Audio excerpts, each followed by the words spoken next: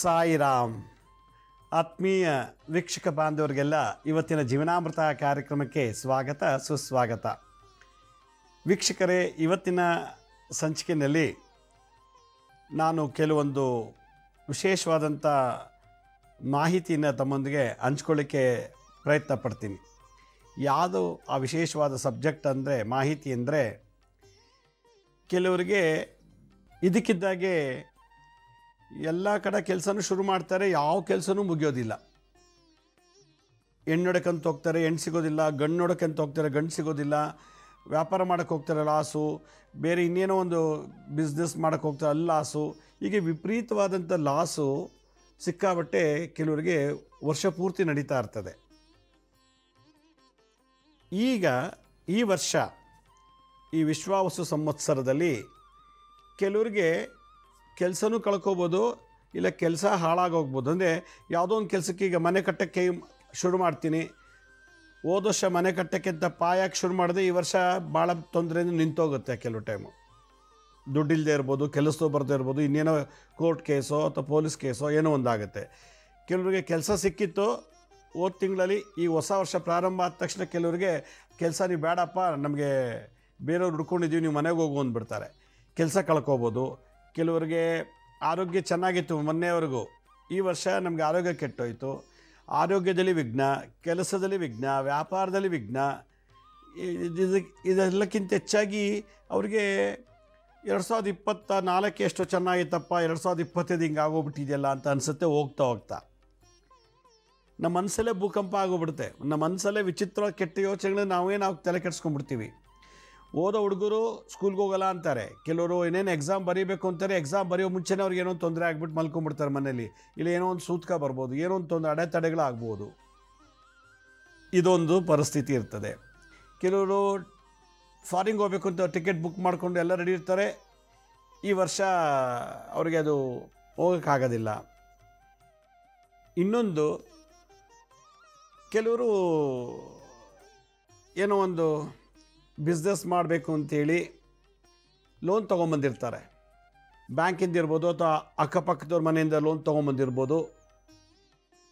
Loan ಇದೆ, business ಮಾಡಬೇಕು ಅಂತಿದೆ, ಯಾವುದೋ ದೊಡ್ಡ ತಾಪತ್ರ ಬಂದು ಆ ಬಿಸ್ನೆಸ್ ಮಾಡೋ ದುಡ್ಡನ್ನ ಹಾಸ್ಪಿಟ್ಲಿಗೋ ಅಥವಾ ಇನ್ಯಾನಕ್ಕೋ ಉಪಯೋಗಿಸ್ಕೊಂಬಿಟ್ಟು ಆ ದುಡ್ಡು ಸಿಗೋದಿಲ್ಲ. ಈಗ ಬಿಸ್ನೆಸ್ ಮಾಡೋಕ್ಕೆ ಅಂತ ದುಡ್ಡು ತೊಗೊಂಬಂದವರು ಇನ್ಯಾವುದೋ ಕಾರಣದಿಂದ ಮನೇಲಿ ಯಾರೋ ತೀರ್ಕೊಂಬಿಟ್ರು, ಅಲ್ಲಿ ಖರ್ಚಾಯಿತು, ಅಥವಾ ಯಾವುದೋ ದೊಡ್ಡ ಇಮಿಡಿಯೇಟಾಗಿ ಏನೋ ಒಂದು ಪ್ರಾಬ್ಲಮ್ ಆಯಿತು, ಅಲ್ಲಿಗೆ ಇನ್ವೆಸ್ಟ್ ಮಾಡಿಬಿಡ್ತಾರೆ. ಈಗ ನಾವು ಮಾಡೋದೇ ಒಂದು, ಆಗ್ತಿರೋದೇ ಒಂದು. ಇದು ಈ ಸಲ ಸ್ವಲ್ಪ ಸುಮಾರು ಜನಕ್ಕೆ ಈ ಥರ ದೋಷ ಬರುತ್ತೆ. ಅದರಲ್ಲೂ ಮೀನರಾಶಿಯವರಿಗೆ. ಮೀನರಾಶಿನಲ್ಲಿ ರವಿ, ಚಂದ್ರ, ಬುಧ ವಕ್ರ ನೀಚ, ಶುಕ್ರ ಉಚ್ಚ ವಕ್ರವಾಗಿದ್ದಾರೆ, ರಾಹು, ಶನಿ, ಈ 6 ಗ್ರಹಗಳ ಸಂಯೋಗದಿಂದ ಮೀನರಾಶಿಯವರಿಗೆ, ಅವರೊಬ್ಬರಿಗೆ ಇಲ್ಲ ಕೆಲವರಿಗೆ ಶನಿ ಎಲ್ಲಿ ದೃಷ್ಟಿ ಬಿಡ್ತಾ ಇದ್ದಾರೆ. ಈಗ ಯಾಕೆಂದರೆ ಮೀನರಾಶಿ 7 ವರ್ಷ ಶನಿ ನಡೀತಾ ಇದೆ, 7.5 ಶನಿ. ಶನಿ ದೃಷ್ಟಿ ಬಿಡೋ ಜಾಗದಲ್ಲೆಲ್ಲ ಮಗಳು ಮದುವೆ ಮಾಡಬೇಕು ಅಂತೇಳಿ ದುಡ್ಡು ರೆಡಿ ಮಾಡ್ಕೊಂಡಿರ್ತಾರೆ.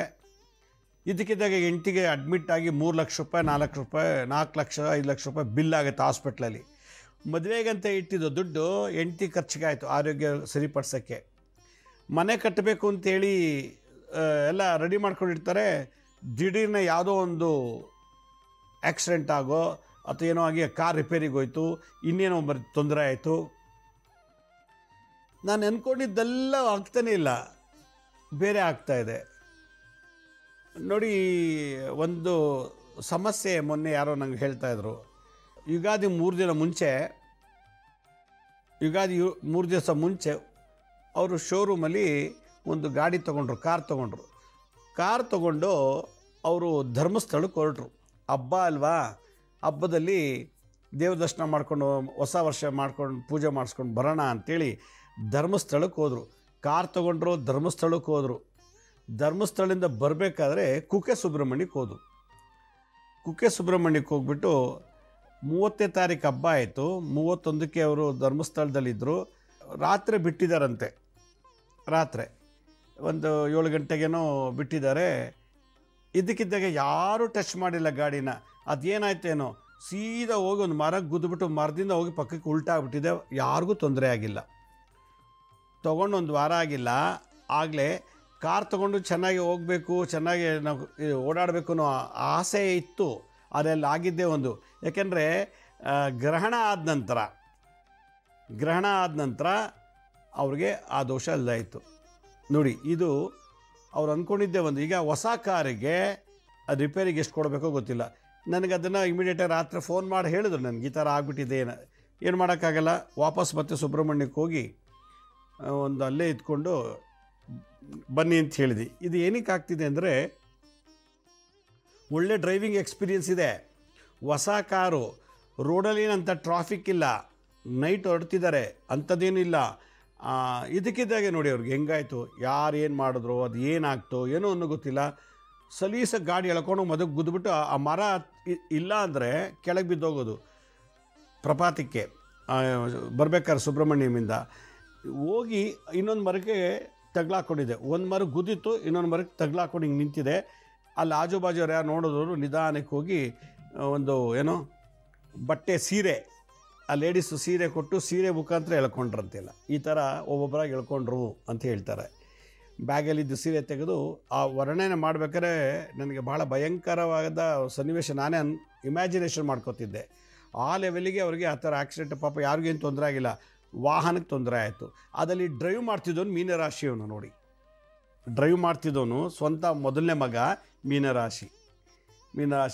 ಅಲ್ಲೇ ತೋರಿಸ್ಬಿಟ್ಟು ಈಗ ನೋಡಿ ಎಷ್ಟು ಪವರ್ ಇದೆ ಗ್ರಹಗಳು, ಕಣ್ಣು ಮುಚ್ಚಿ ಕಣ್ಣು ತೆಗೆಯೋಷ್ಟೊಳಗೆ. ಆದ್ದರಿಂದ ನಾವು ಏನೋ ಒಂದು ಅನ್ಕೋತೀವಿ. ನಾನಿವತ್ತು ಸ್ಕೂಲ್ಗೆ ಅಡ್ಮಿಷನ್ಗೆ ಅಂತ ಡೊನೇಷನ್ಗೆ 1 ಲಕ್ಷ ಇಟ್ಕೊಂಡಿದ್ವಿ, ಅಲ್ಲಿ ಏನೋ ಅಜ್ಜಿಗೆ ತೊಂದರೆ ಆಯಿತು, ಅಡ್ಮಿಟ್ ಮಾಡೋಕೆ ಹೋದ್ವಿ. ಆ ಸ್ಕೂಲ್ ಕೊಡೋ ಡೊನೇಷನ್ ದುಡ್ಡೆಲ್ಲ ಅಜ್ಜಿಗೆ ತೊಗೊಂಡು ಕೊಟ್ಟಿದ್ದಾಯಿತು, ಹಾಸ್ಪಿಟ್ಲಿಗೆ ಅಡ್ಮಿಟ್ ಮಾಡಿ. ಬಿಲ್ ಅಲ್ಲೇ 1.25 ಲಕ್ಷ ಆಯಿತು.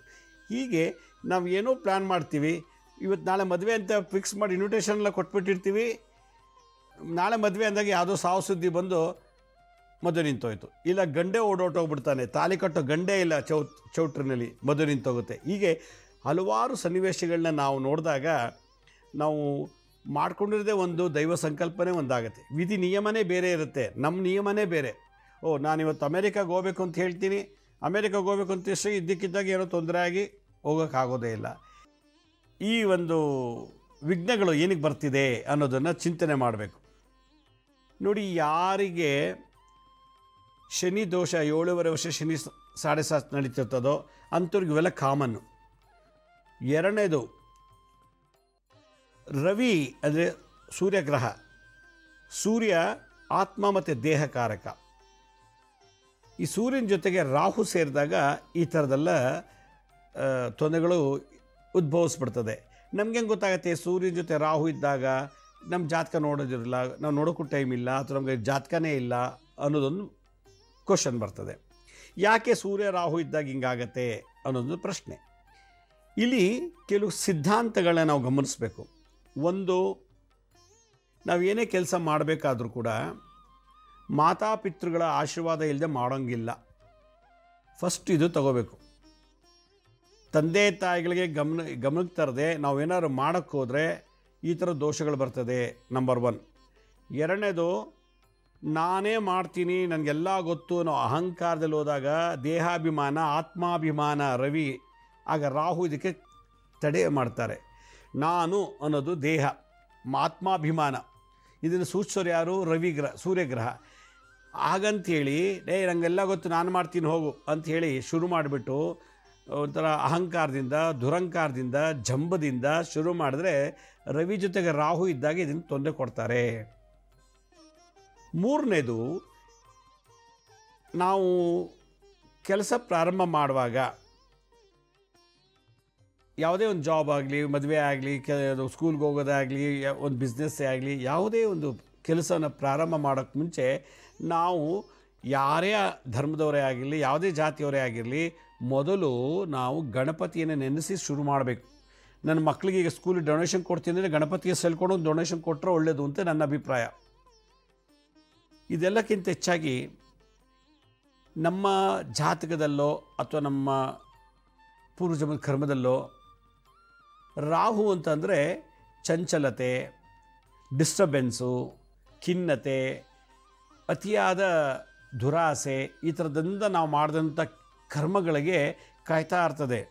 ಈಗ ಈ ವರ್ಷ ಈ ವಿಶ್ವಾವಸು ಸಂವತ್ಸರದಲ್ಲಿ ಈ 6 ಗ್ರಹಗಳು ಮೀನರಾಶಿಯಲ್ಲೇ ಕೂತಿರೋದ್ರಿಂದ, ಮೀನರಾಶಿಯಲ್ಲೇ ಗ್ರಹಣ ಆಗಿರೋದ್ರಿಂದ ರಾಹುದೇನು ಪ್ರಾಬ್ಲಮ್ ಅಪ್ಪ ಅಂತಂದರೆ, ನನಗೆ ಇವತ್ತು ನಾನು ಕಾರ್ ಚೆನ್ನಾಗಿ ಓಡಿಸ್ತೀನಿ, ಇವತ್ತು ಧರ್ಮಸ್ಥಳಕ್ಕೆ ಹೋಗೋಣ ಅಂಥೇಳಿ ಧೈರ್ಯ ತೊಗೊಂಡು ಮನೆಯವನ್ನೆಲ್ಲ ಕಾಲ ಕೂರಿಸ್ಕೊಂಡು ಹೊಸ ವರ್ಷ ಆಚರಣೆಗೆ ಹೋದಂಥ ವ್ಯಕ್ತಿ ರಾಹು ಏನು ಮಾಡ್ದ, ನೋಡಿ ರಸ್ತೆಯಲ್ಲಿ ಹಿಂಗೆ ಹೋಗ್ಬೇಕಾರೆ ನೋಡಿ, ಈಗಿದ್ದಾಗ ನೀವು ಬಲಗಡೆಯಿಂದ ಹೋಗ್ಬೇಕಾದ್ರೆ ರಾಹು, ಎಡಗಡೆಗೆ ಹೋದರೆ ಕೇತು. ಆ ಘಾಟ್ ಸೆಕ್ಷನ್ ರಸ್ತೆ ಹಿಂಗಿರ್ತದಲ್ಲ, ಅದಕ್ಕೆ ರಾಹು ಕೇತು ಅಂತಾರೆ. ಆ ಜಾಗದಲ್ಲಿ ಸನ್ನಿ ಆಯಿತು ಅದೊಂದು ಕರೆಕ್ಟಾಗಿ ರಾಹು. ನಾವು ಡ್ರೈವ್ ಮಾಡ್ತಾ ಇರ್ತೀವಿ ಅಂತ ಇಟ್ಕೊಳ್ಳಿ, ನನ್ನ ಬಲಗಡೆಗೆ ಹಿಂಗೆ ಟರ್ನ್ ಬಂದರೆ ಅದು ರಾಹು, ಎಡಗಡೆಗೆ ಹೋದರೆ ಕೇತು. ನಾನು ಈಗ ಹೋಗ್ಬೇಕಾರೆ ಆಪೋಸಿಟ್ ಡೈರೆಕ್ಷನ್ ಬರಬೇಕಾದ್ರೆ ನಮ್ಮ ಬಲಗಡೆಗೆ ರಾಹು, ಎಡಗಡೆಗೆ ಕೇತು. ಯಾವಾಗ ರಾಹು ಸಾನ್ನಿಧ್ಯ ಬಂತೋ ಆಕ್ಸಿಡೆಂಟ್ ಆಗುತ್ತೆ. ಇದೆಲ್ಲಕ್ಕಿಂತ ಹೆಚ್ಚಾಗಿ ಕರ್ಮಸಿದ್ಧಾಂತ ಒಂದಿದೆ. ಏನದು ಕರ್ಮಸಿದ್ಧಾಂತ ಅಂದರೆ, ಪರನಿಂದನೆ, ಬೇರೆಯವ್ರನ್ನ ನಿಂದನೆ ಮಾಡೋದೇ ಕೆಲಸ. ನನಗೆ ಈ ಥರ ಮಾಡಿ ಮಾಡಿ ಮಾಡಿ ಸತ್ತೋಗ್ಬಿಟ್ಟು ಈಗ ಹುಟ್ಬಿಟ್ಟಿದ್ದೀನಿ. ಅಪ್ಪ ಸರಿಯಿಲ್ಲ, ಅಪ್ಪಂಗೆ ಬೈಯೋದು ನೀನೆಂತ ಅಪ್ಪ, ಅಮ್ಮ ಸರಿಯಿಲ್ಲ ನೀನೆಂತವಳು, ಅಣ್ಣ ಸರಿಯಿಲ್ಲ ನೀನೆಂತವಳು, ತಂಗಿ ಸರಿಯಿಲ್ಲ, ಚಿಕ್ಕಪ್ಪ ಸರಿಯಿಲ್ಲ, ಮಾವ ಸರಿ, ದೊಡ್ಡಪ್ಪ ಸರಿಯಿಲ್ಲ, ಅದು ಸರಿಯಿಲ್ಲ ಈ ಸಲ ಅಂತೇಳಿ ನಾನು ಪರ್ಫೆಕ್ಟ್ ಆಯಿದೆ ಅಂತೇಳಿ ಯಾವಾಗಲೂ ಇನ್ನೊಬ್ಬರನ್ನ ಪರನಿಂದನೆ ಟೀಕೆ ಮಾಡ್ತಾ ಇರೋದು, ಪರಿಹಾಸ್ಯ, ಬೇರೆಯವ್ರನ್ನ ಬೇರೆಯವ್ರ ಬಗ್ಗೆ ಹಾಸ್ಯ ಮಾಡೋದು, ಟೀಕೆ ಮಾಡೋದು, ನಿಂದನೆ, ಟೀಕೆ, ಹಾಸ್ಯ, ಈ 3 ಯಾರು ಮಾಡಿರ್ತಾರೋ ಈಗ ಮೀನರಾಶಿಯಲ್ಲಿ ಕೂತಿರೋ ಗ್ರಹ ರಾಹು ಎಲ್ಲರಿಗೂ ಈ ಥರ ತೋರಿಸುತ್ತೆ. ಶನಿ ಎಲ್ಲೆಲ್ಲಿ ನೋಡ್ತಾ ದೃಷ್ಟಿ ಹೇಗಿದೆ, ಚಂದ್ರ, ಸೂರ್ಯ ಇವ್ರದ್ದೆಲ್ಲರಿಗೂ ಈಗ ಮೀನರಾಶಿಯಲ್ಲಿ ಬುಧ ಏನಾಗಿದೆ, ಅಷ್ಟು ಸ್ಟ್ರಾಂಗ್ ಇಲ್ಲ. ಈಗೇನಾಗುತ್ತೆ, ಜ್ಞಾನ ಕಮ್ಮಿ, ಅಪಘಾತ ಜಾಸ್ತಿ, ಜ್ಞಾನ ಕಮ್ಮಿ, ತೊಂದರೆಗಳು ಜಾಸ್ತಿ, ಜ್ಞಾನ ಕಮ್ಮಿ. ಯಾಕೆ ಗುರು ಜ್ಞಾನಕಾರಕ, ಬುಧ ಬುದ್ಧಿಕಾರಕ. ಬುಧ ವಕ್ರ ನೀಚ ಮೀನರಾಶಿಲಿ. ಇವಾಗ ಬುಧ ವಕ್ರನಾಗಿ ನೀಚನಾಗಿದ್ದಾರೆ ಮೀನರಾಶಿಲಿ ಈಗ ಇರೋ ಈ ಒಂದು ವಾಸ್ತವದಲ್ಲಿ. ಹೀಗಾಗಿ ಏನಾಗಿದೆ, ಎಲ್ಲರಿಗೂ ಈ ಥರ ನೋಡಿ. ಇವತ್ತಿನಿಂದ ಮೊನ್ನೆ ಹಬ್ಬ ಆಗಿದೆ. ಇವತ್ತು ಅಂದರೆ 1ನೇ ತಾರೀಕಿನಿಂದ 31ನೇ ತಾರೀಕಿನಿಂದ ಭಾಳಷ್ಟು ಜನ ತುಂಬ ತೊಂದರೆಗಳು ಶುರುವಾಗಿ ಹೋಗ್ಬಿಟ್ಟಿದೆ. ನನಗೆ ಸುಮಾರು ಒಂದು 15-20 ಕಾಲ್ ಬಂತು. ಅದಕ್ಕೆ ನಾನು ಒಂದು ಎಪಿಸೋಡ್ ಮಾಡಬೇಕು ಅಂಥೇಳಿ ಇದೊಂದು ನಿರ್ಧಾರ ತಗೊಂಡು ಇವತ್ತು ಮಾಡ್ತಾಯಿದ್ದೀನಿ. ನಾನು ಪೂರ್ವ ಜನ್ಮದಲ್ಲಿ ಪರನಿಂದನೆ, ಪರಹಾಸ್ಯ, ಪರಟೀಕೆ, ಬೇರೆಯವ್ರ ಬಗ್ಗೆ ಟೀಕೆ ಮಾಡಿದರೆ, ಬೇರೆಯವ್ರ ಬಗ್ಗೆ ನಿಂದನೆ ಮಾಡಿದರೆ, ಬೇರೆಯವ್ರು ನೋಡ್ಕೊಂಡು ನಗಾಡಿದರೆ, ಹಾಸ್ಯ ಮಾಡಿದರೆ ಈ ಜನ್ಮದ ಇವಾಗ ಅಂಥವ್ರಿಗೆಲ್ಲ ಹೋದ ಜನ್ಮದಲ್ಲಿ ಮಾಡಿದ್ದಕ್ಕೆ ಈಗ ನೆಕ್ಸ್ಟ್ ಯುಗಾದಿವರೆಗೂ ನಮ್ಮನ್ನು ನೋಡಿ ನಗಬೇಕು, ನಮ್ಮನ್ನು ನೋಡಿ ಟೀಕೆ ಮಾಡ್ಕೋಬೇಕು. ಏನು ಹೊಸ ಕಾರ್ ತೊಗೊಂಡಿತ್ತು, ಇದಕ್ಕೆ ಹೋದ್ರು ನೋಡಿ, ಎಲ್ಲ ಕಾರ್ ಡ್ಯಾಮೇಜ್ ಆಗಿ ಬಸ್ಸಲ್ಲಿ ಬಂದ್ರಂತೆ, ಅವರೆಲ್ಲ ಟೀಕೆ ಮಾಡ್ತಾಯಿದ್ದಾರೆ. ಏನು ದೊಡ್ಡದಾಗಿ ಮೆರೀತಾ ಇದ್ದ, ಮಗಳು ಮದುವೆ ಮಾಡ್ತೀನಿ ಅಂತ, ಈಗ ಮದುವೆನೇ ಕ್ಯಾನ್ಸಲ್ ಆಗೋಯ್ತು, ನೋಡು ಹೆಂಗೆ ಇದ್ದಾನೀಗ ಅಂತ. ಯಾಕೆ ನಿಂದನೆ ಮಾಡಿದರೆ, ಅದಕ್ಕೆ ಯಾವತ್ತೂ ಯಾವುದೇ ಕ್ಷಣದಲ್ಲೇ ಆಗಲಿ ನಾವು ಇನ್ನೊಬ್ಬರನ್ನ ನಿಂದನೆ ಮಾಡೋದಾಗಲಿ, ಟೀಕೆ ಮಾಡೋದಾಗಲಿ, ಹಾಸ್ಯ ಮಾಡೋದಾಗಲಿ ಮಾಡಿದ್ದೆ ಆದರೆ ವಾಪಸ್ ನಾವು ಮಾಡ್ಬಿಟ್ಟಿರ್ತೀವಲ್ಲ, ಅದನ್ನು ಯಾರು ಅನುಭವಿಸ್ತಾರೆ, ನಾವೇ ಅನುಭವಿಸ್ಬೇಕು. ಹೋದ ಜನ್ಮದಲ್ಲಿ ಮಾಡಿದ್ದೀವೋ ಈ ಜನ್ಮದಲ್ಲಿ ಮಾಡಿದ್ವೋ, ಈ ಜನ್ಮದಲ್ಲಿ ಮಾಡಿದ್ದೆಲ್ಲ ಇವಾಗ ತೋರಿಸುತ್ತೆ, ಹೋದ ಜನ್ಮದಲ್ಲಿ ಮಾಡಿದ್ದು ಕೂಡ ಇವಾಗ ತೋರಿಸುತ್ತೆ. ಅದರಿಂದ ನಾವೆಲ್ಲ ಇವತ್ತಿದ್ದು ನಾಳೆ ಸಾಯೋರು. ಯಾರೂ 100 ವರ್ಷ, 500 ವರ್ಷ, 600 ವರ್ಷ, 1000 ವರ್ಷ ಬದುಕಲ್ಲ. ಮತ್ತೆ ಹುಡ್ತೀವಿ, ಹುಟ್ಟಿದ್ದನ್ನೆಲ್ಲ ಅನುಭವಿಸ್ಬೇಕು. ಆ ಥರ ಬೇಡ ಅನ್ನೋದಾಗಿದ್ದರೆ ನಾವು ನಿಂದನೆ ಮಾಡಬಾರ್ದು. ನಿಂದನೆ ಮಾಡೋ ಬದಲು ತಿಳುವಳಿಕೆ ಕೊಡಿ. ಹಾಸ್ಯ ಮಾಡೋ ಬದಲು ಇದೆಲ್ಲ ಮಾಡಬೇಡ, ಹಿಂಗಿಟ್ಕೋಪ ಅಂಥೇಳಿ ಅವ್ರ ಬಗ್ಗೆ ಟೀಕೆ ಮಾಡೋದನ್ನು ಮಾಡಬಾರ್ದು. ಎಷ್ಟೋ ಸಲ, ತುಂಬ ಸಲ ನಾನು ಅಬ್ಸರ್ವ್ ಮಾಡಿದ್ದೀನಿ, ನನ್ನ ಬಗ್ಗೆ ಭಾಳಷ್ಟು ಟೀಕೆ ಮಾಡ್ತಾರೆ, ನನ್ನ ಬಗ್ಗೆ ಭಾಳಷ್ಟು ಹಾಸ್ಯ ಮಾಡ್ತಾರೆ, ನಮ್ಮ ಬಗ್ಗೆ ಭಾಳಷ್ಟು ನಿಂದನೆ ಮಾಡ್ತಾರೆ. ನಾನು ಅಂಥವನು, ಇವಂಗೆ ಲಕ್ಷ್ಮೀ ಶ್ರೀನಿವಾಸ ಹೀಗೆ ಅಂತಲ್ಲ. ನನ್ನ ಜಾತಕ ಕ್ಲೀನ್ ಆಗ್ತಿದ್ದೆ ವಿನಃ ಅವ್ರು ಯಾರೂ ಚೆನ್ನಾಗಿಲ್ಲ. ನಮ್ಗೆ ಏನೇನಂದ್ರೋ ಅದನ್ನೆಲ್ಲ ಹಾಗೇ ನಡೀತದೆ. ಈಗ ಲಕ್ಷ್ಮೀ ಶ್ರೀನಿವಾಸ ಕಳ್ಳನ ಅವ್ನು ಕಳ್ತನ ಮಾಡೋಕ್ಕೆ ಶುರು ಮಾಡ್ತಾನೆ, ನನಗೆ ಅಂದಿದ್ದಕ್ಕೆ ಅವ್ನು ಕಳ್ಳ ಆದ, ಅವನೇ ಕಳ್ಳ ಆಗಿಬಿಟ್ಟ. ಲಕ್ಷ್ಮೀ ಶ್ರೀನಿವಾಸ ತರಲೆ ಅಂದರೆ ಅವನೇ ಹೋಗ್ತಾ ಯಾವಾಗ ನನಗೆ ಬೈದ್ಬಿಟ್ನೋ ನನ್ನ ಇದರ ಎನರ್ಜಿ ಅವ್ನು ಟ್ರಾನ್ಸ್ಫರ್ ಆಯಿತು, ಈಗ ಅವನೇ ತರಲೆ ಆಗಿಬಿಡ್ತಾನೆ. ಅದಕ್ಕೆ ನಾವು ಏನಂತೀವೋ ಹಂಗೆ ಆಗೋಗುತ್ತೆ ಕಲಿಯುಗದಲ್ಲಿ. ಅದರಲ್ಲೂ ಈಗ ಈ ವಿಶ್ವಾವಸು ಸಂವತ್ಸರದಲ್ಲಿ ಯಾರನ್ನೂ ಆಡ್ಕೋಬೇಡಿ, ನಿಂದನೆ ಮಾಡಬೇಡಿ, ಅಪಹಾಸ್ಯ ಮಾಡಬೇಡಿ, ಮತ್ತು ಟೀಕೆ ಮಾಡಬೇಡಿ. ಈ 3 ಎನರ್ಜಿ ನಮ್ಮ ಪೂರ್ವಜನ್ಮದಲ್ಲಿ ಇತ್ತು, ನಮ್ಮ ಜಾತಕದಲ್ಲಿ ಇವಾಗಿದೆ. ಈಗೆಲ್ಲ ಓಪನ್ ಆಗಿ ಈ ಥರ ಮದುವೆ ಮಾಡೋಕ್ಕೆ ಹೋದರೆ ಏನೋ ಆಗುತ್ತೆ, ಸ್ಕೂಲ್ ಸೇರಿಸ್ಬೇಕು ಅಂತ ದುಡ್ಡು ಏನೋ ಆಗುತ್ತೆ, ಏನೋ ಮಾಡ್ತೀವಿ, ಇನ್ನೇನೋ ಆಗೋಗುತ್ತೆ. ಆದ್ದರಿಂದ ನಾವು ಯಾರನ್ನೂ ಟೀಕೆ ಮಾಡೋದು ಬೇಡ. ಅಪಹಾಸ್ಯ ಮಾಡೋದು ಬೇಡ, ನಿಂದನೆ ಮಾಡೋದು ಬೇಡ. ನಾವು ಬಾಯಿ ಬಂದಾಗ ಬೈತೀವಿ ಅಪ್ಪ ಅಮ್ಮನಿಗೆ, ಬಾಯಿ ಬಂದಾಗ ಅಕ್ಕ ತಂಗಿರಿಗೆ, ಬಾಯಿ ಬಂದಾಗ ಅಣ್ಣ ನಿಂದನೆ ಮಾಡ್ತಿರ್ತೀವಿ, ಮತ್ತು ಅವ್ರು ನೋಡ್ಕೊಂಡು ನಗ್ತೀವಿ, ಟೀಕೆ ಮಾಡ್ತೀವಿ. ಇದೆಲ್ಲ ರಿವರ್ಸು ನಮಗೆ ಬರ್ತದೆ. ಈ ಕ್ಷಣಕ್ಕೆ ನಾವು ಅಂದ್ಬಿಡ್ತೀವಿ law of attraction, law of vibration ಅಂತ. ಎರಡು ಜಗತ್ತಲ್ಲಿ ಭಗವಂತ ಸೃಷ್ಟಿ ಮಾಡಿದ್ರು ವೈಬ್ರೇಷನ್ಸ್, ಅದು ಅಲೆಗಳು ಎಲ್ಲ ಸಕ್ ಮಾಡುತ್ತೆ. ಇಷ್ಟು ದೊಡ್ಡ ಬ್ರಹ್ಮಾಂಡದಲ್ಲಿ ಪ್ರತಿಯೊಂದು ಆತ್ಮ ಏನೇನು ಮಾಡುತ್ತಂತ ರೆಕಾರ್ಡ್ ಮಾಡೋದು ಒಂದು ದೊಡ್ಡ CCTV ಸೆಂಟರ್ ಇದೆ, ಅದನ್ನೆಲ್ಲ ಕ್ಯಾಪ್ಚರ್ ಮಾಡುತ್ತೆ. ಅದರಿಂದ ನಾವೇನು ಕೊಡ್ತೀವೋ ವಾಪಸ್ ನಮಗೆ ಬರುತ್ತೆ, ಏನು ಅಂತೀವೋ ವಾಪಸ್ ನಮಗೆ ಬರುತ್ತೆ. ಅದರಿಂದ ಈ ವರ್ಷ ನನ್ನ ಕಡೆಯಿಂದ ಎಲ್ರಿಗೂ ಹೇಳೋದಾದರೆ, ಯಾರೂ ನಿಂದೆ ಮಾಡಬೇಡಿ. ನಾವೇ ಸರಿಯಾಗಿ ಇನ್ನೊಬ್ಬರ ಬಗ್ಗೆ ನಿಂದನೆ ಯಾಕೆ ಮಾಡಬೇಕು? ನಮ್ಮಲ್ಲೇ ಬೇಕಾಷ್ಟು ನೋಡಿ ನಡ್ಕೊಳ್ಳೋ ನಗುವಂಥ ಸಂದರ್ಭಗಳಿದೆ. ಇನ್ನೊಬ್ಬರು ನೋಡಿ ನಾವು ಯಾಕೆ ನಗಬೇಕು, ಹಾಸ್ಯ ಮಾಡಬೇಕು? ನಮ್ಮದೇ ಮಗ ಸರಿಯಿಲ್ಲ, ಗಂಡ ಸರಿಯಿಲ್ಲ, ಹೆಂಡತಿ ಸರಿಯಿಲ್ಲ, ಅಪ್ಪ ಅಮ್ಮ ಸರಿಯಿಲ್ಲ ಅಂತೇಳಿ ನಮ್ಮದೇ ಭಾಳಷ್ಟು ತೊಂದರೆ ಇದೆ. ಇನ್ನೊಬ್ಬರ ಬಗ್ಗೆ ನಾವ್ಯಾಕೆ ಟೀಕೆ ಮಾಡಬೇಕು? ಇದು ಬಿಟ್ಟವನಿಗೆ ಶನಿ ಅನುಗ್ರಹ ಆಗುತ್ತೆ, ಇಲ್ಲಾಂದರೆ ಭಾಳ ಎಫೆಕ್ಟ್ ಆಗ್ತದೆ. ಹಾಗಾದರೆ ನಾವು ಇನ್ನೊಬ್ರಿಗೆ ನಿಂದನೆ ಮಾಡಿ, ಇನ್ನೊಬ್ರಿಗೆ ಟೀಕೆ ಮಾಡಿ, ಇನ್ನೊಬ್ರಿಗೆ ಪರಿಹಾಸ್ಯ ಮಾಡಿ, ಹಾಸ್ಯ ಮಾಡಿ, ಇದನ್ನು ನಮ್ಗೆ ಕಾರ್ ತೊಗೋತೀವ, ಬಂಗ್ಲೆ ತೊಗೋತೀವ, ಅಥವಾ ನಮಗೆ ಭಾರತ ರತ್ನ ಪದ್ಮಭೂಷಣ ಅವಾರ್ಡ್ ಕೊಡ್ತಾರಾ? ಇಲ್ಲ.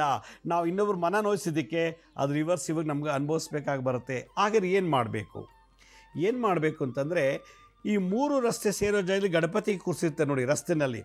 ಇಲ್ಲೊಂದು ರಸ್ತೆ, ಅಲ್ಲೊಂದು ರಸ್ತೆ, ಇಲ್ಲೊಂದು ರಸ್ತೆ, 2 ರಸ್ತೆ, 3 ರಸ್ತೆ, 4 ರಸ್ತೆ ಸೇರೋ ಜಾಗದಲ್ಲಿ ಗಣಪತಿ ಕೂರಿಸಿರ್ತಾರೆ. ಯಾರು ಬೇಕಾದ್ರೂ ಹೋಗ್ಬಿಟ್ಟು ಪೂಜೆ ಮಾಡ್ಬೋದು. ಆ ಥರ ಎಲ್ಲಿದೆ ನೋಡಿ, ಅಂಥ ಜಾಗಕ್ಕೆ ಹೋಗಿ ಗಣಪತಿಗೆ ಗರ್ಕೆಯಿಂದ ನಾನು ಹೇಳೋ ಮಂತ್ರದಲ್ಲಿ ಆಗ ದೇವರಿಗೆ ಅರ್ಚನೆ ಮಾಡಬೇಕು. ಆಗ ಈ ದೋಷ ಹೋಗುತ್ತೆ. ಪರಿಹಾಸ್ಯ, ಪರಟೀಕೆ, ಪರನಿಂದನಾ ದೋಷ, ಇದಕ್ಕೆ ಗಣಪತಿಯನ್ನು ಪೂಜೆ ಮಾಡಬೇಕು ಅಂತ ಕರ್ಮ ಸಿದ್ಧಾಂತದಲ್ಲಿ ಹೇಳ್ತದೆ. ಆಗ ನಾವು ಮಾಡೋ ಎಲ್ಲ ಕೆಲಸದಲ್ಲಿ ವಿಘ್ನಗಳು ಬರೋದಿಲ್ಲ. ನಾವೇನು ಅಂದ್ಕೊಂಡಿದ್ದು ಅದೇ ಹಾಗೆ ಆಗುತ್ತೆ. ಮಗಳು ಮದುವೆ ಮಾಡಬೇಕು, ಆರಾಮ ಮದುವೆ ಆಗುತ್ತೆ. ಮಗು ಸ್ಕೂಲಿಗೆ ಸೇರಿಸ್ಬಿಡ್ತೀವಿ. ಮಗನ ಸ್ಕೂಲಿಗೆ ಸೇರಿಸ್ಬೇಕಂತ 1 ಲಕ್ಷ ಡೊನೇಷನ್ ಇಟ್ಕೊಂಡಿದ್ದನ್ನು ಅಮ್ಮನೋ ಹೆಂಡ್ತಿನೋ ಅಡ್ಮಿಟ್ ಆದೋ ಎಲ್ಲ ಅಲ್ಲಿ ಖರ್ಚಾಗೋಯ್ತು ನೋಡಿ. ಸಂಕಲ್ಪ ಮಾಡಿದ್ದೊಂದು, ಖರ್ಚಾಗ್ತಿರೋದೇ ಬೇರೆದಕ್ಕೆ. ಈ ಥರ ದೋಷಗಳು ಬರಬಾರ್ದು. ಯಾಕೆಂದರೆ ಪರನಿಂದನೆ, ಪರಹಾಸ್ಯ, ಇದು ಟೀಕೆ, ಈ ಥರದ್ದೆಲ್ಲ ಮಾಡಿರೋದ್ರಿಂದ 2 ರಸ್ತೆಯಲ್ಲಿರೋ ಗಣಪತಿ ಅಥವಾ 3 ರಸ್ತೆ ಜಾಗದಲ್ಲಿ ಕೂರಿಸಿರೋ ಗಣಪತಿ, ಇಲ್ಲ 4 ರಸ್ತೆ ಸೆಂಟ್ರಲ್ಲಿ ಇರ್ತದೆ. ಇವಾಗ ಏನು ಮಾಡ್ತಾರೆ, ಈ ಅವ್ರಿವ್ದೆಲ್ಲ ಸ್ಟ್ಯಾಚ್ಯೂ ಇಟ್ಬಿಡ್ತಾರೆ, ಸಿನಿಮಾದವ್ರದ್ದು, ರಾಜಕೀಯ ವ್ಯಕ್ತಿ ಇರೋದಲ್ಲ. ಅದು ಇನ್ನೂ ಸ್ವಲ್ಪ ದೊಡ್ಡ ಪ್ರಾಬ್ಲಮ್ಮೇ. ಎಲ್ಲಿ 3 ರಸ್ತೆ 4 ರಸ್ತೆ ಸೈಡ್ನಲ್ಲಿ ಒಂದು ಕಾರ್ನರ್ನಲ್ಲಿ ಇರ್ಬೋದು, ಆ ಗ್ರಾವಿಟೇಷನ್ ಪವರ್ ಜಂಕ್ಷನ್ ಸಂಗಮ ಆಗೋ ಸ್ಥಳದಲ್ಲಿ ಗಣಪತಿ ಇರ್ತದಲ್ಲ, ಅದು ಅಲ್ಲಿ ಯಾರು ಹೆಚ್ಚಿಗೆ ಪೂರೈತಿರೋದಿಲ್ಲ. ಕೆಲವು ಕಡೆ ಪೂಜೆನೂ ಮಾಡಲ್ಲ, ಗಣಪತಿನ ಇಟ್ಟಿರ್ತಾರೆ. ಆ ಥರ ಜಾಗದಲ್ಲಿ 3 ರಸ್ತೆ 4 ರಸ್ತೆ 2 ರಸ್ತೆ ಸೇರೋ ಸಂಧಿ ಸಂಗಮದಲ್ಲಿ ಗಣಪತಿಗೆ ಓಂ ಗಂ ಗಣಪತಯೇ ನಮಃ, ಓಂ ಗಂ ಗಣಪತಯೇ ನಮಃ, ಓಂ ಗಂ ಗಣಪತಯೇ ನಮಃ ಈ ಮಂತ್ರಲ್ಲಿ ಅರ್ಚನೆ ಮಾಡಬೇಕಲ್ಲಿ ಹೋಗಿ. ಇಲ್ಲ 108 ಗರ್ಕೆ ತೊಗೊಳ್ಳಿ, 108 ಗರ್ಕೆಲಿ ಒಂದೊಂದು ಸಲ ಹೇಳಿ ಗರ್ಕೆಲಿ ಮನೆಯಲ್ಲೇ ಮಾಡಿಬಿಡಿ. ಆ ಅರ್ಚನೆ ಮಾಡಿದಂಥ ಗರ್ಕೆ ತೊಗೊಂಡಾಗ ಅಲ್ಲಿ ಗಣಪತಿ ಮೇಲೆ ಇಡ್ಬೋದು. ಇಲ್ಲ ಗಣಪತಿ ಸಾನ್ನಿಧ್ಯದಲ್ಲೇ ಅರ್ಚನೆ ಮಾಡ್ಬೋದು. ಇಲ್ಲ ಮನೆಯಲ್ಲೇ ಕೂತು ಓಂ ಗಂ ಗಣಪತಯೇ ನಮಃ, ಓಂ ಗಂ ಗಣಪತಯೇ ನಮಃ ಅಂತ 108 ಸಲ ಹೇಳ್ಬಿಟ್ಟು ಆ ಒಂದು ಇಡೀ ಗರ್ಕೆ ತೊಗೊಂಡು ಗಣಪತಿ ಮೇಲೆ ಹಾಕ್ಬಿಟ್ಟ ಅಂದರೆ ಈ ಪರಹಾಸ್ಯ, ಪರನಿಂದನೆ, ಟೀಕಾ ದೋಷ ನಿವಾರಣೆ ಆಗುತ್ತೆ ಅಂಥೇಳಿ ಕರ್ಮ ಸಿದ್ಧಾಂತ ಹೇಳುತ್ತೆ. ಕೇತು ದೋಷ, ರಾಹು ದೋಷಕ್ಕೆ ಗಣಪತಿಯನ್ನು ಪೂಜೆ ಮಾಡಬೇಕು. ರಾಹು ಚಂಡಿಕಾದೇವಿ, ಕೇತು ಗಣಪತಿ. ಅದರಿಂದ ಎಲ್ಲಿ ರಸ್ತೆ ಮಧ್ಯದಲ್ಲಿರೋ ಗಣಪತಿಗೆ ಇನ್ನೆಲ್ಲೂ ಅಲ್ಲ, ಇದೇ ಇಂಪಾರ್ಟೆಂಟ್. ಇಲ್ಲಿ ಇದು ಮಾಡ್ತಿದ್ರೆ ಎಲ್ಲ ದೋಷ ನಿವಾರಣೆ ಆಗುತ್ತೆ ಅಂತ ಕರ್ಮ ಸಿದ್ಧಾಂತ ಹೇಳುತ್ತೆ. ವೀಕ್ಷಕರೇ, ನಾನು ಇದೇ ತಿಂಗಳು ನರಸಿಂಹಕ್ರಿಯೆ ಅನ್ನೋದನ್ನು ಹೇಳ್ಕೊಡ್ತಾ ಇದ್ದೀನಿ. ಆ್ಯಕ್ಚುಲಿ ಅದು 19-20 ಅಂತ ಹೇಳಿದ್ದೆ, ಈಗ 18-19 ಮಾಡಿದ್ದೀವಿ. 20ನೇ ತಾರೀಕು ಕಾರಣಾಂತರದಿಂದ ನಮಗೆ ಅದು ಮಾಡೋಕ್ಕಾಗ್ತಿಲ್ಲ. ಅದರಿಂದ 19-20 ಬದಲು 18-19 ಅಂತೇಳಿ 2 ದಿನ ನಾನು ಮೈಸೂರಿನಲ್ಲಿ ನರಸಿಂಹಕ್ರಿಯೆಯನ್ನು ನಡೆಸ್ತಾ ಇದ್ದೀನಿ. Class workshop. ಅದು ಬೆಳಗ್ಗೆ ಯಾವಾಗಲಾದ್ರು ಕೂತ್ಕೊಂಡು 10 ನಿಮಿಷ ಕುರ್ಚಿ ಮೇಲೆ ಕೂತ್ಕೊಂಡು ಮಾಡುವಂಥ ಕ್ರಿಯೆ.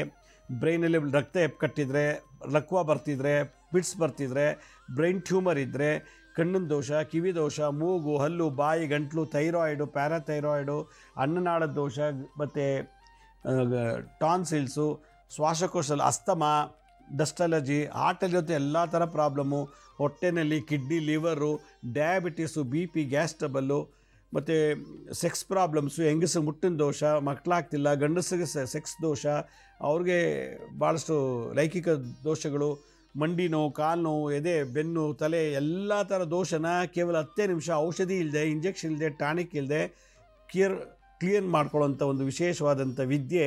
ಇದನ್ನು ನಾನು 18, 19ನೇ ತಾರೀಕು ಕಲಿಸ್ತಾ ಇದ್ದೀನಿ. ಇದು ನಡೆಯೋದು ಮೈಸೂರಿನಲ್ಲಿ 1 ದಿನದ ಕ್ಲಾಸ್. ಇದು ಬೆಳಗ್ಗೆ ಬಂದರೆ ಸಂಜೆ, ಬೆಳಗ್ಗೆ 10 ಗಂಟೆಗೆ ಬಂದರೆ ಸಂಜೆ 7 ಗಂಟೆಗೆ ಕ್ಲೋಸ್ ಮಾಡಿಬಿಡ್ತೀವಿ. ಅದರಿಂದ ಯಾರಿಗೆ ಈ ವಿದ್ಯೆಯನ್ನು ಕಲಿಬೇಕು ಅಂತ ಆಸಕ್ತಿ ಇದೆಯೋ, ನಾನು ಸ್ಕ್ರೀನ್ ಮೇಲೆ ತೋರಿಸ್ತಾ ಇದ್ದೀನಿ ನೋಡಿ, ಆ ವೆಬ್ಸೈಟಿಗೆ ಲಾಗಿನ್ ಆಗಿ ರಿಜಿಸ್ಟ್ರೇಷನ್ ಮಾಡ್ಕೋಬೇಕು. ಇದು ಏನಕ್ಕೆ ನಾವು ಕಲಿಸ್ತಾ ಇದ್ದೀವಿ, ಭಾಳ ವಿಶೇಷ. ಜಗತ್ತಲ್ಲಿ ಈ ವಿದ್ಯೆ ಯಾರಿಗೂ ಗೊತ್ತಿಲ್ಲ, ಫಸ್ಟ್ ಟೈಮ್ ಕಲಿಸ್ತಾ ಇರೋದು ಇದನ್ನು ನಾನು ಈಗಾಗಲೇ 6-7 ಬ್ಯಾಚಸ್ನ ಟೀಚ್ ಮಾಡಿದ್ದೀನಿ. ಹೆಚ್ಚೆಚ್ಚಿಗೆ ಈ ವರ್ಷ ಎಲ್ಲರೂ ಕೂಡ ಆರೋಗ್ಯವಾಗಿರಬೇಕು, ಆಸ್ಪತ್ರೆಗೆ ಇನ್ವೆಸ್ಟ್ ಮಾಡಬಾರ್ದು, ಆರೋಗ್ಯವಾಗಿರಬೇಕು. ಔಷಧಿ ತೊಗೊಂಡು ನಮ್ಮ ಆಯುಷ್ಯ ಕಮ್ಮಿ ಆಗ್ಬೋದು. ಇವತ್ತಿನ ಇಂಗ್ಲೀಷ್ ಮೆಡಿಸಿನ್ಸ್ ತೊಗೊಂಡು ನಮ್ಮ ಆಯುಷ್ಯ ಕಮ್ಮಿ ಆಗ್ತಾಯಿದೆ. ಯಾರು 80-90 ದಾಟಕ್ಕೆ ಹೋಗ್ತಿಲ್ಲ, ಅಷ್ಟು ಪಾಯ್ಸನ್ನು ಸೈಡ್ ಎಫೆಕ್ಟ್ ಕೊಡ್ತಾ ಇದೆ. ಔಷಧಿ ಇಲ್ಲದೆ ಬದುಕಬೇಕು. ಎಲ್ಲ ಅದರಲ್ಲೂ ಲಕ್ವಾ, ಪಿಟ್ಸು, ಕ್ಯಾನ್ಸರ್ ಯಾವುದೂ ಬರಬಾರ್ದು ಅಂದರೆ ನರಸಿಂಹಕ್ರಿಯೆ ಮಾಡಬೇಕು. 10 ನಿಮಿಷ ಕುರ್ಚಿ ಮೇಲೆ ಕೂತ್ಕೊಂಡು ದಿನ ಮಾಡುವಂಥ ಒಂದು ವಿದ್ಯೆ ಕಲಿಸ್ತಾ ಇದ್ದೀನಿ. ಆಸಕ್ತಿ ಇರೋ ಸ್ಕ್ರೀನ್ ಮೇಲೆ ತೋರಿಸ್ತಾ ನೋಡಿ, ವೆಬ್ಸೈಟ್ ಲಾಗಿನ್ ಆಗಿ. ಈ ವಿದ್ಯೆಯಲ್ಲಿ ನೀವು ಕೊಡುವಂಥ ದುಡ್ಡು ಏನಿದೆಯೋ ಅದು ನಾವು ಉಚಿತ ಅನಾಥಾಶ್ರಮ, ಉಚಿತ ವೃದ್ಧಾಶ್ರಮ, ಉಚಿತವಾಗಿ ಗುರುಕುಲ, ಪಾಂಡುರಂಗ ದೇವಸ್ಥಾನ ಜೀರ್ಣೋದ್ಧಾರ, ಹೀಗೆ ನಮ್ಮ ಹಲವಾರು ಸೋಷಿಯಲ್ ಕಾರ್ಯಕ್ರಮಗಳಿವೆ. ಅದನ್ನು ನಾನು ನೀವು ಕೊಡೋ ದುಡ್ಡನ್ನು ಉಪಯೋಗಿಸ್ಕೊತಾ ಇದ್ದೀನಿ. ಇದು ನೀವೇನು ಫ್ರೀಯಾಗಿ ಕೊಡೋ ಅವಶ್ಯಕತೆ ಇಲ್ಲ. ನಾನು ಜ್ಞಾನ ಕೊಡ್ತೀನಿ, ನೀವು ನಮಗೆ ದುಡ್ಡು ಕೊಡಿ. ಆ ದುಡ್ಡಲ್ಲಿ ಸಮಾಜ ಸೇವೆ ಮಾಡಿ ಇರೋಷ್ಟು ದಿವಸ ಚೆನ್ನಾಗಿರಬೇಕು ಅನ್ನೋ ಒಂದು ಆಸೆಯಿಂದ ಕ್ಲಾಸ್ ಮಾಡ್ತಾಯಿದ್ದೀನಿ. ಆಸಕ್ತಿ ಇರೋದಕ್ಕೆ ಲಾಗಿನ್ ಆಗಿ ರಿಜಿಸ್ಟರ್ ಮಾಡ್ಕೊಳ್ಳಿ ಅಂತ ಹೇಳ್ತಾ, ನಮ್ಮ ಹಳೆ ಸಂಚಿಕೆ ಯಾರು ನೋಡೋಕ್ಕಾಗಿಲ್ವೋ, ನಮ್ಮ ಶಿರಡಿ ಸಾಯಿ ಭಿಕ್ಷಾ ಕೇಂದ್ರ ಮತ್ತು ಹೆಲ್ತ್ ಸೈನ್ಸ್ ಅಂತ 2 ಯೂಟ್ಯೂಬ್ ಚಾನಲ್ ಇದೆ. ಈ ಜೊತೆಗೆ SSBK ಜ್ಞಾನೋದಯ ಅಂತ ಒಂದು ಮ್ಯೂಸಿಕ್ ಚಾನಲ್ ಇದೆ. 3ಕ್ಕೂ ಸಬ್ಸ್ಕ್ರೈಬ್ ಮಾಡ್ಕೊಳ್ಳಿ. ಪಕ್ಕದ ಬೆಲ್ ಬಟನ್ ಪ್ರೆಸ್ ಮಾಡಿ, ನೋಡೋದ್ಮೇಲೆ ಲೈಕನ್ನು ಬಟನ್ ಪ್ರೆಸ್ ಮಾಡಿ. ಆಮೇಲೆ ಆ ನೋಡಿದಂಥ ಲಿಂಕನ್ನು ನಿಮ್ಮ ಬಂಧು ಮಿತ್ರರಿಗೆ ವಾಟ್ಸಪ್ ಮುಖಾಂತರ, ಇಮೇಲ್ ಮುಖಾಂತರ ಶೇರ್ ಮಾಡಿ. ಗುರುಜಿ ಲಕ್ಷ್ಮೀ ಶ್ರೀನಿವಾಸ್ ಅಂತೇಳಿ ಫೇಸ್ಬುಕ್ಕು, ಇನ್ಸ್ಟಾಗ್ರಾಮು, ಟ್ವಿಟ್ಟರ್ಲು, ಲಿಂಕ್ಡ್ಇನ್ನಲ್ಲಿ ಕೂಡ ಅಪ್ಲೋಡ್ ಮಾಡ್ತೀವಿ. ಯಾರಿಗೆ ಅಪಾಯಿಂಟ್ಮೆಂಟ್ಸ್ ಬೇಕಿತ್ತು ಅವ್ರು www.lakshmisrinivas.in ಅಂತ ನೀವೇ ಲಾಗಿನ್ ಆಗಿ ಯಾವ ಡೇಟ್ ಯಾವ ಟೈಮ್ಗೆ ಬುಕ್ ಮಾಡ್ಕೋಬೋದು ಅಂತ ಹೇಳ್ತಾ ಇವತ್ತಿನ ಸಂಚಿಕೆ ಮುಗಿಸ್ತಾ ಇದ್ದೀನಿ.